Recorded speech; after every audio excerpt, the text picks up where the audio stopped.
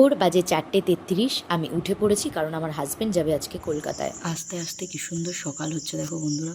হঠাৎই কলকাতা যেতে হচ্ছে, কালকেও ঠিক ছিল না, রাত্রেবেলা ঠিক হয়েছে যে কলকাতা যাবে ওরা।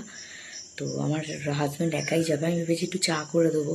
তো বললো যে না, চা করতে হবে না, আমার শরীরটা ঠিক ভালো লাগছে না, গলা বুক জ্বালা করছে, তো আমি খাবো না, আমাকে একটা অ্যান্টাসিড খালি দাও, আমি বেরিয়ে যাব।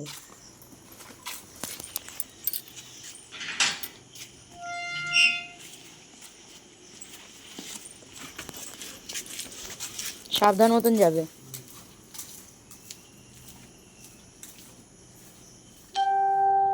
নমস্কার বন্ধুরা, মামস ডেইলি ব্লগ চ্যানেলে তোমাদের সবাইকে স্বাগত জানাই।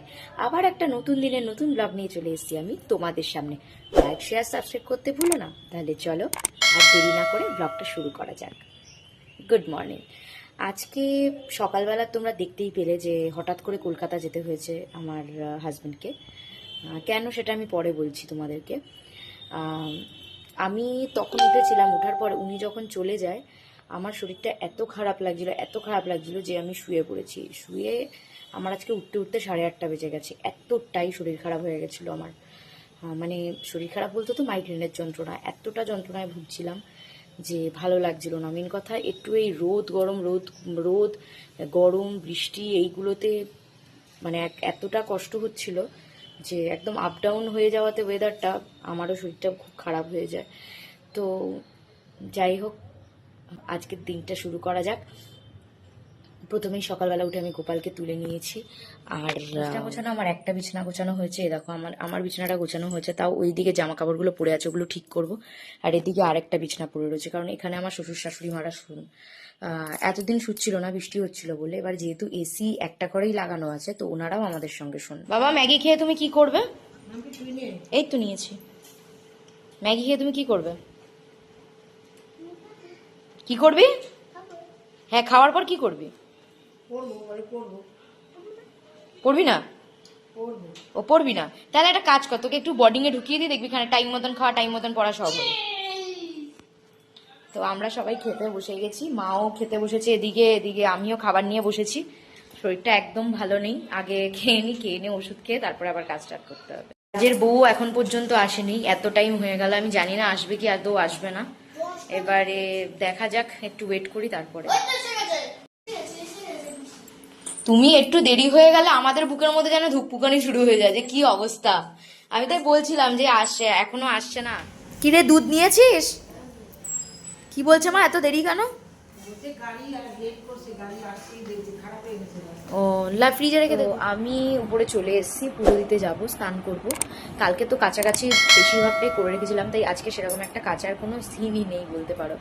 শরীরটা খুব খারাপ লাগছে।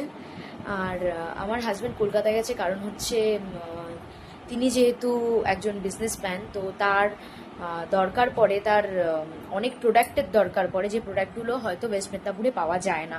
তার জন্য কলকাতায় গিয়ে সেটা মার্কেট থেকে নিয়ে আসতে হয়, নিয়ে এসে তারপরে তারা এখানে সেল করে সেটা।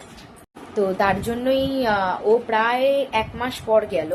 আগে পুরো মাঝে মধ্যেই যেত, এখন দিনকাল সব উন্নত হয়েছে, ওয়েস্ট মেদিনীপুরে পুরো উন্নত হয়েছে। আগে যেরকম ছিল এখন সেরকম নেই, মানে আমার 10 বছর, বিয়ের 10 বছর আগেও যা ছিল এখন অনেক কিছু বদলে গেছে। তাই এখন খুব একটা কলকাতায় যেতে হয় না কিছু কিনতে।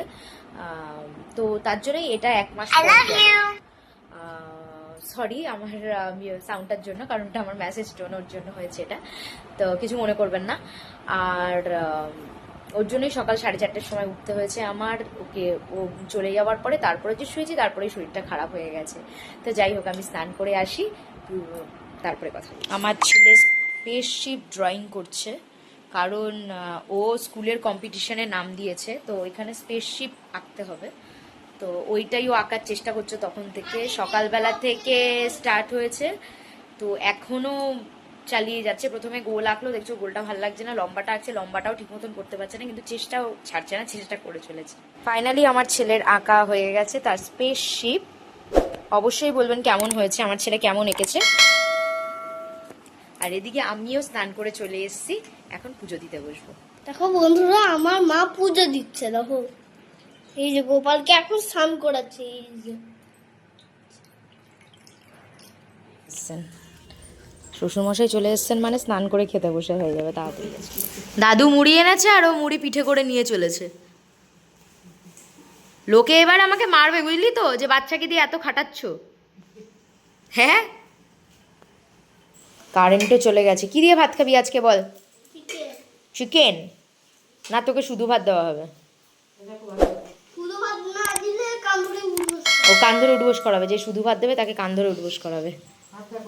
তো আমাদের খাবার চলে এসছে, আমরা খেয়ে। দেখো বন্ধুরা, আকাশটা মেঘলা, হ্যাঁ, আর এক পশলা বৃষ্টিও হয়ে গেছে। তো দুপুরের খাওয়া আমাদের কমপ্লিট। ছেলে, শ্বশুর শাশুড়িকে নিয়ে খেয়ে নিয়েছি। আর আমি আমার হাজব্যান্ডকে ফোন করে জিজ্ঞেস করে নিয়েছি, ও একটু কিছু খেয়ে নিয়েছিল, কারণ সকালবেলা বলছিল শরীরটা খারাপ। একটু টেনশানে ছিলাম, কারণ একা গেছে যেহেতু। ফোন করেছিলাম কখন আসবে, তো ও 3টে ট্রেন ধরবে বাঘার। এবার বাঘার আমি ঠিক অ্যাকচুয়াল টাইমটা আমার ঠিক খেয়াল থাকে না সত্যি বলতে। তো বাঘা এখানে ঢুকতে ঢুকতে রীতিমতো 7:30 8টা বাজায় আস্তে আস্তে। তো ওরও আস্তে আস্তে ওরকমই টাইম লাগবে। তো যাই হোক বন্ধুরা, আমার ব্লগ তোমাদের কেমন লাগছে তোমরা অবশ্যই জানিও। লাইক, শেয়ার, কমেন্ট, সাবস্ক্রাইব করতে ভুলো না। আজকের মতন এইটুকু।